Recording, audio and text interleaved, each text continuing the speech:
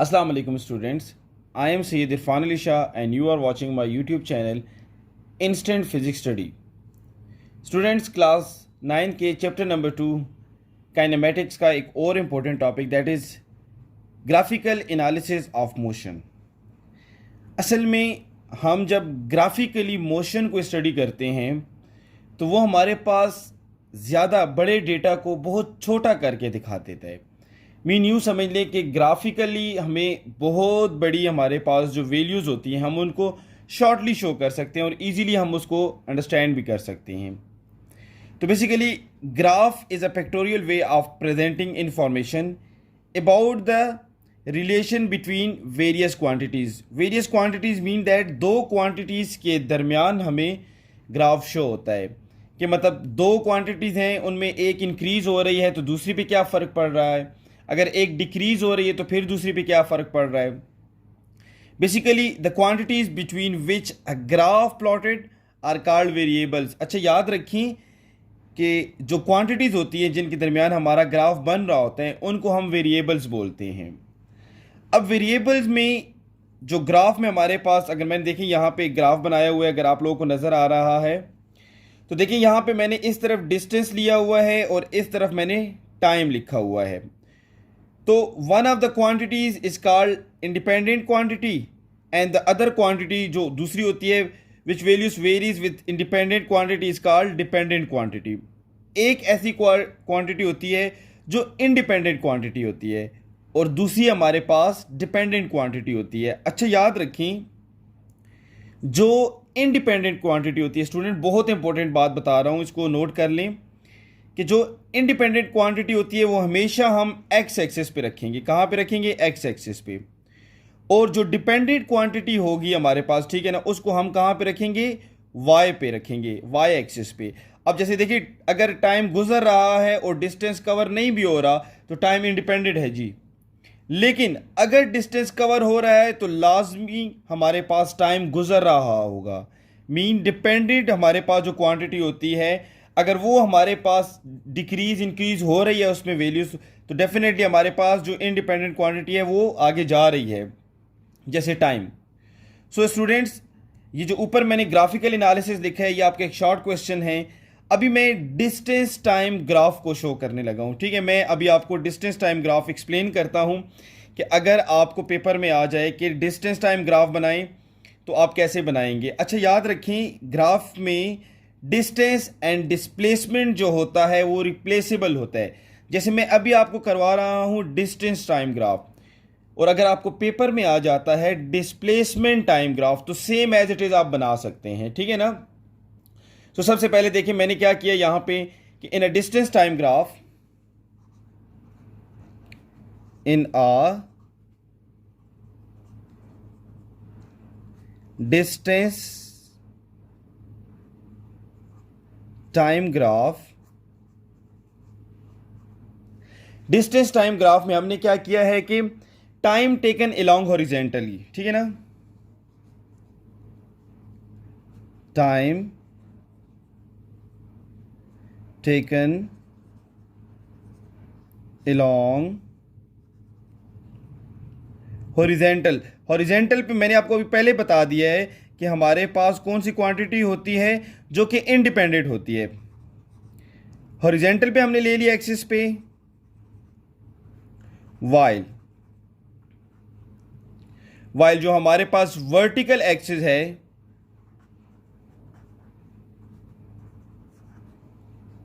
Vertical axis, जो vertical हमारे पास जो मैंने यहां पे कहा था एक डिपेंडेंट है और एक क्या है? इंडिपेंडेंट है हमारे पास, ठीक है ना।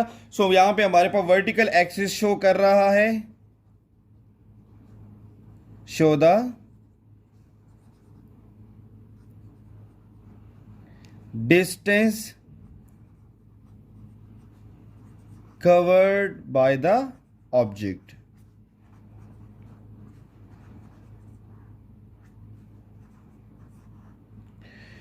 ओके स्टूडेंट्स, यहाँ पे तो मैंने आपको सिर्फ ये अभी समझाया है कि डिस्टेंस टाइम ग्राफ में हमेशा आप लोगों ने टाइम को क्या करना है? हॉरिजेंटली ले लेना है, वाइल जो हमारे पास डिस्टेंस कवर हो रहा होता है उसको आपने वर्टिकल ले लेना है वाई एक्सिस पे, ठीक है ना। तीन तरह के ग्राफ हमारे पास यहाँ पे बनते हैं, ठीक है ना। फर्स्ट ग्राफ हमारे पास क्या है कि when object is at rest, ठीक है ना।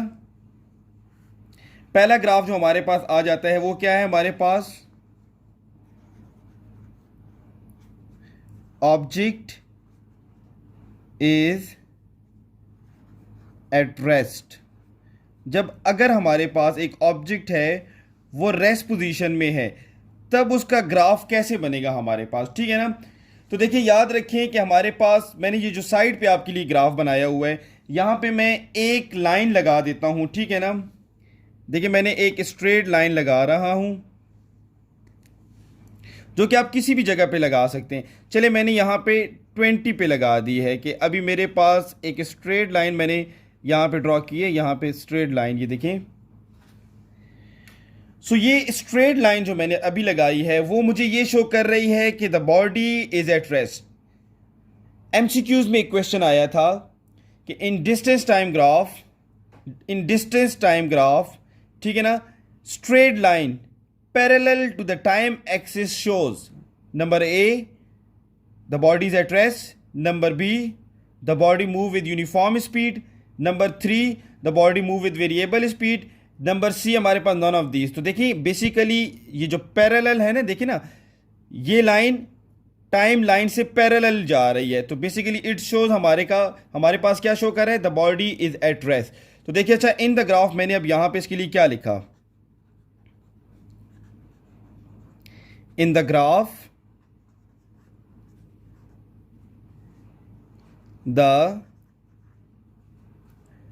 अब जो ग्राफ में हमारे पास जो यहां पे लाइन है तो वो हमें क्या शो कर रही है, इन the graph the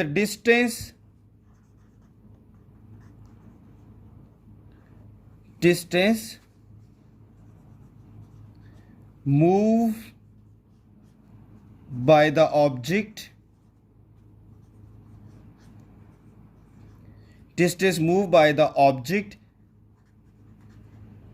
with time is 0। अब देखिए कैसे 0, जब 5 सेकेंड हमारे पास टाइम था, ठीक है, तो तब भी मेरे पास क्या था, डिस्टेंस वही 20 मीटर है। जब 10 सेकेंड हुए तब भी मेरे पास डिस्टेंस क्या आ रहा है, 20 मीटर है। जब 15 सेकेंड गुजर रहे हैं तब भी मेरे पास डिस्टेंस क्या है, वही हमारे पास 20 मीटर है। सो इट मीन दैट कि the body is at rest. तो देखिए अच्छा यहां पे इसके बाद मैं यहां पे क्या लिख देता हूं, that is object is at rest, that is object is at rest, ठीक है। 10 तो बेसिकली जो हमारे पास horizontal line parallel to axis of time हमारे पास होती है वो क्या शो करती है हमारे पास कि the body is at rest. तो देखिए मैंने आखिर में वो बात लिखता भी हूं आप लोगों के लिए, जो मैंने भी आपको कहा है कि एमसीक्यूज में आती है, तो मैंने यहां पे लिखा 10 हॉरिजेंटल हमारे पास जो ये हॉरिजेंटल हमारे पास जो लाइन है, ठीक है ना, 10 द हॉरिजेंटल लाइन जो यहां पे हमारे पास हॉरिजेंटल लाइन है, ठीक है ना, पैरेलल टू द एक्सिस। अब कौन सी उसके हमारे पास, तो देखें parallel to time axis basically, ठीक है ना, पैरेलल टू टाइम एक्सिस। देखिए ना ये लाइन टाइम के हमारे पास क्या है, पैरेलल है कि नहीं है, तो टाइम एक्सिस हमारे पास, ठीक है ना, on a distance time graph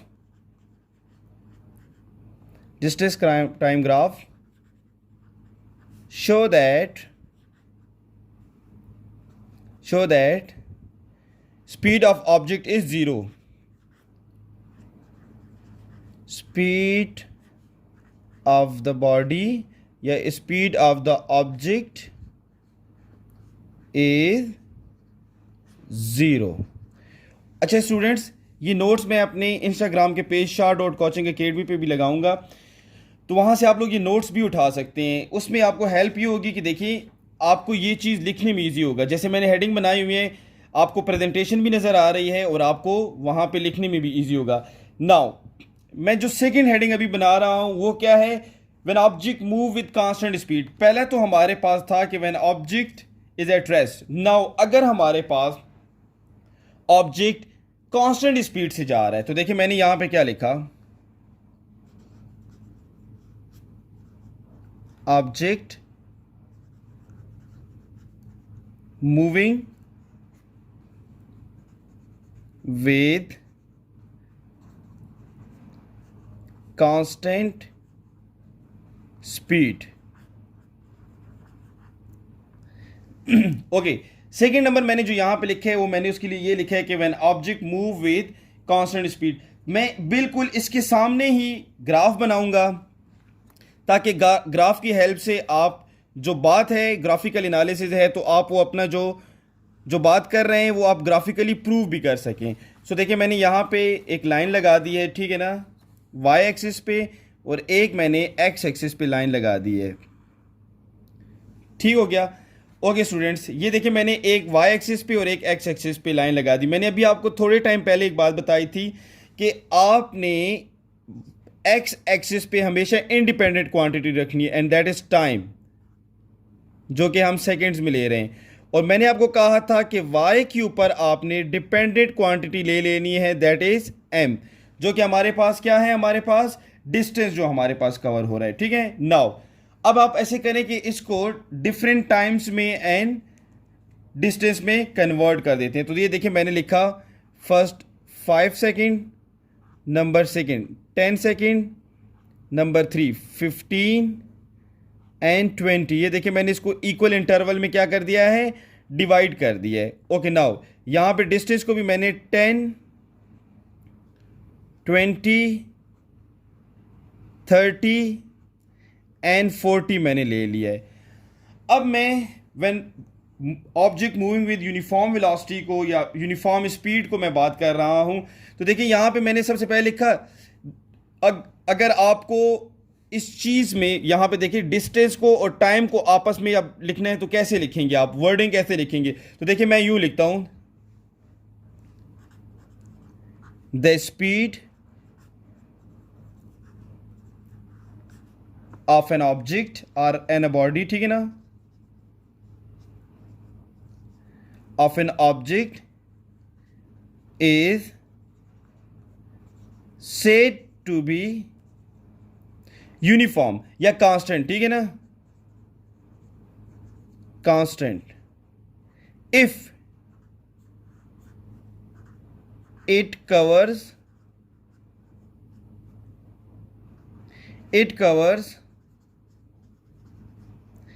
equal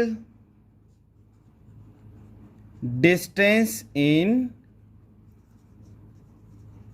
equal interval of time। Mean अगर इक्वल इंटरवल ऑफ टाइम में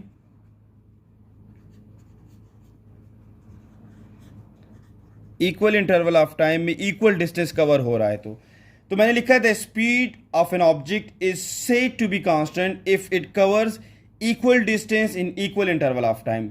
चलिए मैं अब इस ग्राफ को ड्रा करता हूं कि ये मैं अपनी बात को कैसे प्रूव कर सकता हूं। ठीक है, तो देखिए अगर मैं कहता हूं एक बॉडी फर्स्ट 5 सेकेंड में 10 मीटर डिस्टेंस कवर करती है, तो ये देखिए मैंने इसको यूं इस तरह डॉटेड लाइन में लगा दिया।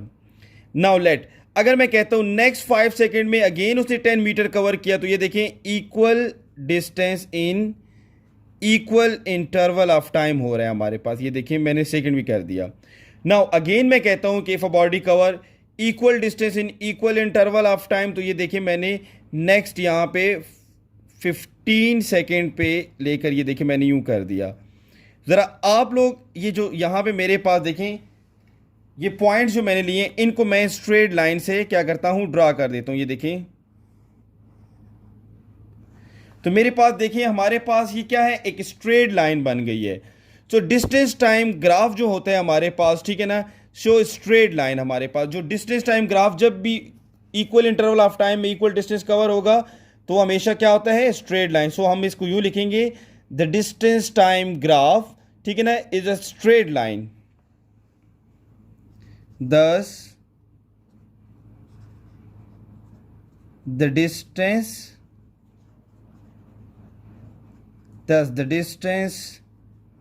time graph will be a straight line, एक स्ट्रेट लाइन बन जाती है।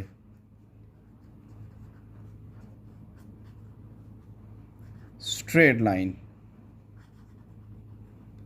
ओके स्टूडेंट्स, सो हमने सेकंड हेडिंग भी अपनी पूरी कर ली है कि when object move with constant speed.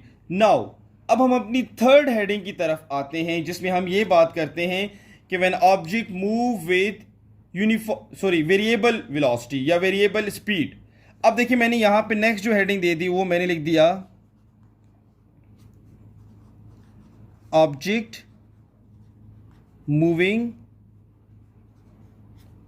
With.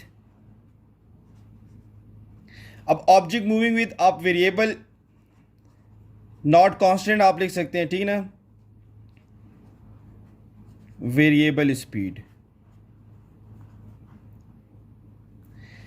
अब वेरिएबल हम सिंपली आपको पता भी है हम क्या कह सकते हैं कि when a body cover equal distance in unequal interval of time, या when a body cover unequal distance in equal interval of time, mean एक चीज वहां पे हमारे पास क्या होती है कि वो चेंज हो रही होती है। मीन अगर इक्वल इंटरवल ऑफ टाइम हम लेंगे तो उसमें हमारे पास डिस्टेंस जो कवर होता है वो डिफरेंट कवर होता है।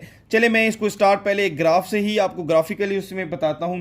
अगेन देखिए मैंने क्या किया कि यहां पे एक वाई एक्सिस की लाइन मैंने ले ली और एक मैं एक्स एक्सिस ड्रा कर रहा हूं।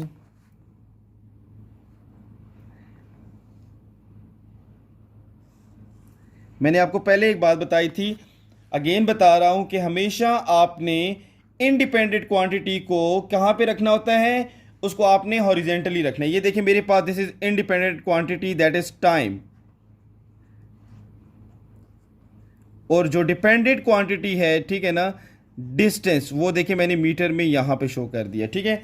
अगेंस्ट मैं इसको equal interval of time and distance में क्या करता हूं, कन्वर्ट करता हूं। ये देखिए मैंने लिखा 5, 10, 15 एंड 20। इधर देखिए मैंने अगेन इसको 10 में हम ले लेते हैं डिस्टेंस को, चलिए 10, 20, 30 एंड 40 मीटर, ठीक है ना। तो अब देखिए मैं इसको यहां पे कैसे लिखता हूं कि व्हेन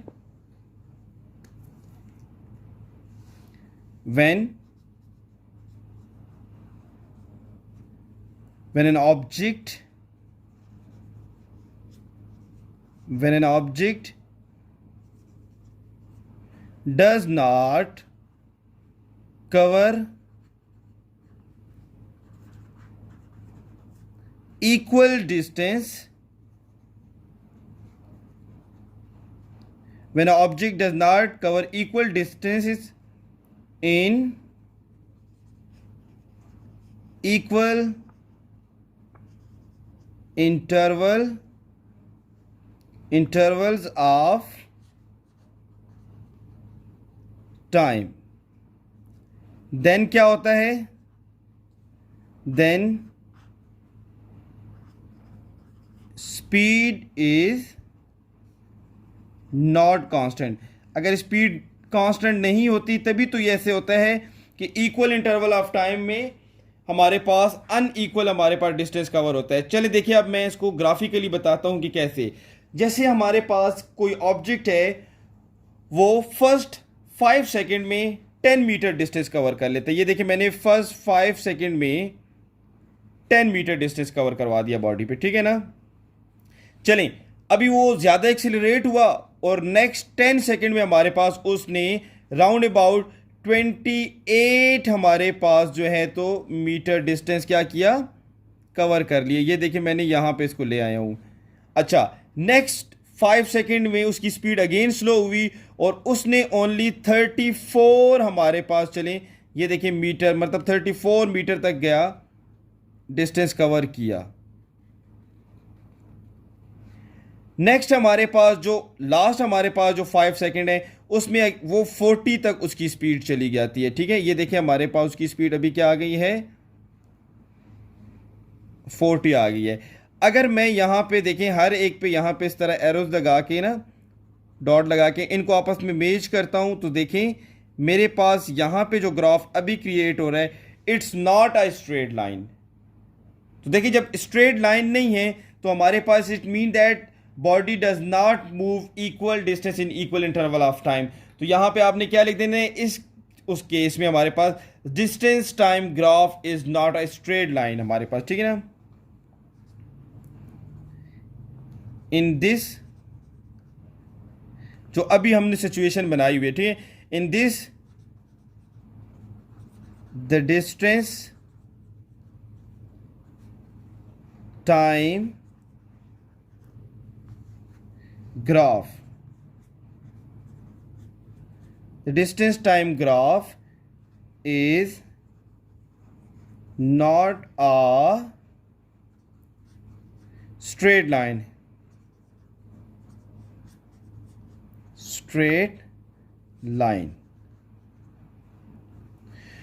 ओके स्टूडेंट्स, तो यहाँ पे हमारा ये टॉपिक कंप्लीट होता है जिसमें हमने आज ये पढ़ा कि ग्राफिकल एनालिसिस ऑफ मोशन। मैं अगेन आपको एक जल्दी से रिव्यू देता हूँ। अच्छा, लास्ट में एक बात बताता हूँ स्टूडेंट्स, जो मैं यहाँ पे नोट्स बना रहा हूँ आप लोगों के लिए, मीन जो राइटिंग मैं कर रहा हूँ, जो प्रेजेंटेशन मैं कर रहा हूँ, वो मैं इस वजह से कर रहा हूँ कि आप ऐसी प्रेजेंटेशन करेंगे so you get complete marks. देखिए आप फुल मार्क्स इस तरह ले सकते हैं। यहाँ पे मैंने डिटेल भी लिखी है और मैंने साथ साथ क्या किया है, एक वे से रिप्रेजेंट भी किया हुआ है। देखिए प्रेजेंटेशन आपकी बहुत मैटर करती है। सो ग्राफिकल एनालिसिस ऑफ मोशन जो कि पेज नंबर 40 to 41 पे हमारे पास है। बेसिकली ग्राफ किसी भी बड़े डेटा को शॉर्ट करके आपको बताता है। जैसे आप कोई मैच, क्रिकेट मैच आपसे मिस हो गया है, एंड ऑफ द हमारे पास मैच में आपको एक ग्राफ शो होता है जिसमें नीचे ओवर्स लिखे होते हैं और एक साइड पे रन्स लिखे होते हैं। उनमें जो डॉट्स होते हैं वो विकेट्स दिखाता है। तो आपको इजीली वो जो ग्राफ होता है वो बता देता है कि यहाँ पे हमारे पास अप डाउन कहाँ कहाँ पे हुआ है। जैसे हमारे पास डॉलर का रेट है, वो हमारे पास 1 मंथ का आप ग्राफ ड्रॉ करें तो वो अप डाउन आपको जो शो हो जाती हैं। ठीक है ना, सो सेम लाइक दैट हम इसी तरह जब किसी डेटा को, मोशन को ग्राफिकली शो करते हैं तो हम कैसे करते हैं। तो देखिए उसमें मैंने डिस्टेंस टाइम ग्राफ, पहले डिस्टेंस और टाइम का ग्राफ मैंने लिया। तो हमेशा डिस्टेंस को आपने क्या करना है, आपने वर्टिकली रखना है क्योंकि वो डिपेंडेंट क्वांटिटी है। और जो हमारे पास टाइम है उसको हमने हॉरिजेंटली रखना है। क्यों हॉरिजेंटली रखने, कि हमारे पास टाइम जो है दैट इज इंडिपेंडेंट क्वांटिटी। सो यहाँ पे मैंने डिपेंडेंट एंड इंडिपेंडेंट क्वांटिटी आपको बताई है। सो डिस्टेंस टाइम ग्राफ में हमारे पास जो है तो 2 क्वांटिटीज़ हैं। First of all object is at rest. जब ऑब्जेक्ट रेस्ट पे होता है तो देखिए ग्राफ कैसे आएगा। अच्छा, इसमें अगेन मैं एक बात बता रहा हूँ कि लास्ट टाइम जो है तो शॉर्ट क्वेश्चन MCQs में आया था कि the line parallel to time axis. देखिए the line parallel to time axis shows that number A, object is at rest, number 2, body move with uniform velocity, number 3, body move with variable velocity, and number 3, none of these। तो देखिए ये जो line है हमारे पास parallel to time axis, parallel to time axis, it show that the body is at rest. So देखिए in the graph the distance move by the object with time is 0। Basically straight line हमें ये show करती है कि जो distance cover हुआ है वो क्या है, 0 है हमारे पास। नेक्स्ट 2 ग्राफ देखें जो यहाँ पे मैंने बनाए हुए हैं, उसमें देखें एक स्ट्रेट लाइन शो करती है हमारे पास object moving with constant speed, and जो हमारे पास जो लाइन हमारे पास कर्व बना के जा रही है, not a straight line, it show that body move with variable speed, body move with variable speed. So आपने ये 3 हेडिंग्स बनानी है स्टूडेंट्स। ये नोट्स आपको मेरे इंस्टाग्राम पेज shaw.coaching academy पे मिल जाएंगे। आप वहाँ से ये नोट्स उठा के अपने लिए लिख भी सकते हैं। आप इसी तरह प्रेजेंटेशन भी अपनी बना सकते हैं जो कि आपको बोर्ड में कंप्लीट मार्क्स लेने में हेल्पफुल होगा। मज़ीद वीडियो देखने के लिए चैनल सब्सक्राइब करना ना भूलें, बेल का आइकन प्रेस कर दें कि न्यू वीडियोज़ की नोटिफिकेशन आपको आती रहे। Thank you.